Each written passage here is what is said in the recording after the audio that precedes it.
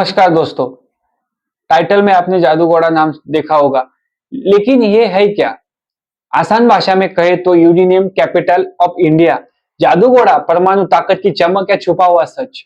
भारत एक उभरती हुई परमाणु शक्ति है, लेकिन क्या आप जानते हैं इस ताकत की शुरुआत एक छोटे से कस्बे से यानी गांव से होती है। ये कहानी है जादूगोड़ा की, जहां आजादी के बाद सन 1951-52 में यूरेनियम की खोज की गई।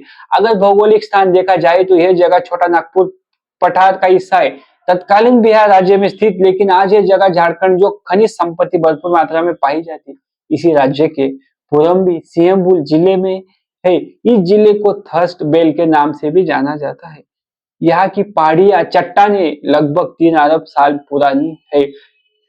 स्वतंत्र के बाद 10-12 साल बाद यानी सन 1967 पे यूसीआईएल यानी uranium corporation of India limited company ने यूरेनियम की खुदाई की शुरुआत की है।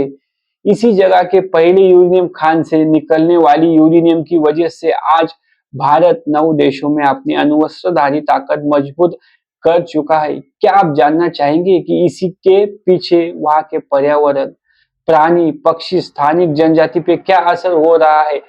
ये भी जानने की कोशिश करेंगे कि यूरेनियम निकालने के बाद जो कचरा निकलता है उससे वहां के लोगों को जो बीमारी हो रही है, जैसे कि रेडिएशन के खतरे से हड्डियां और फेफड़ों का कैंसर हो रहा है, त्वचा रोगों की बीमारी ज्यादा पाई जा जा रही है, प्रजनन पे भी असर दिखता है, जैसे कि पेट में बच्चा मर जाना, बच्चों का विकलांग जन्म होना, गतिमंद बच्चों जन्म को आना, ऐसी समस्या यहाँ पे देखने को मिलती है। इसे शब्द में बयां करना इतना मुश्किल है। और आप जो इमेजों में देख रहे हैं, ये बीमारी वास्तव में बहुत खतरनाक होती है। तो वो लोग इन बीमारियों के साथ अपने परिजनों के साथ पीढ़ी दर पीढ़ी रह रहे हैं। इसके बारे में हम क्योटो यूनिवर्सिटी जापान का अध्ययन किया हुआ रिपोर्ट भी इंटरनेट पर मिलता है।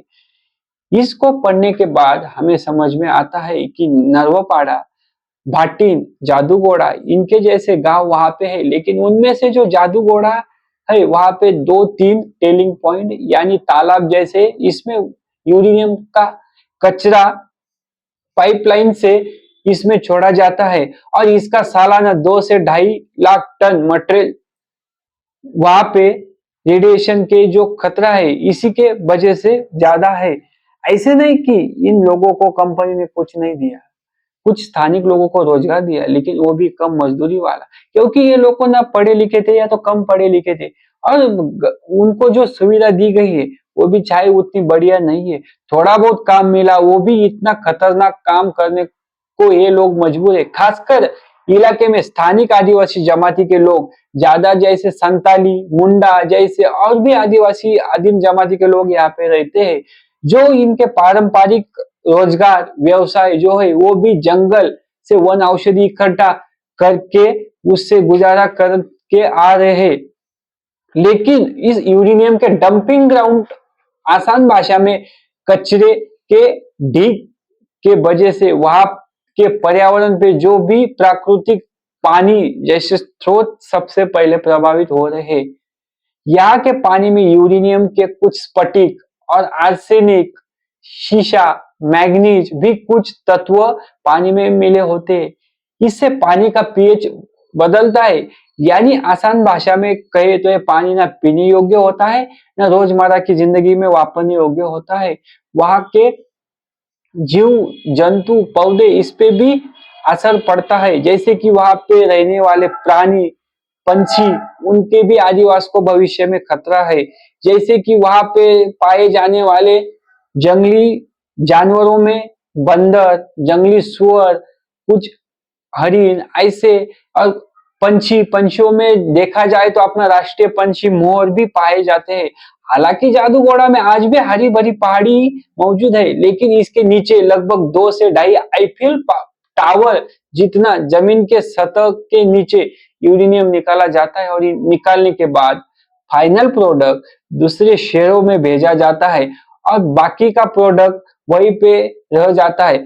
ऐसे प्रोडक्ट का असर वहां के लोगों या पर्यावरण पे 1-2 साल में नहीं दिखता, उसका असर 5-6 साल में दिखने को मिलता है। हालांकि यहाँ पे कंपनी या भारत सरकार ने 2-4 स्कूल, अस्पताल और कई पायाभूत सुविधा दी है, इनके लिए काम किया है, लेकिन उतना नहीं जितना यहाँ पे जरूरत है। हालांकि जादूगोड़ा सिर्फ यूरेनियम की नगरी नहीं है, ये जंगलों, जानवरों, आदिवासी संस्कृतियों की भूमि भी है। अब सवाल ये है, क्या विकास और प्रकृति के बीच संतुलन बन पा रहा है? आप अपनी राय कमेंट में जरूर लिखें। तो आज की कहानी यही खत्म करते हैं, फिर मिलेंगे नई कहानी के साथ। अगर आपको आज की कहानी पसंद आए तो लाइक और सब्सक्राइब करना ना भूले। धन्यवाद दोस्तों।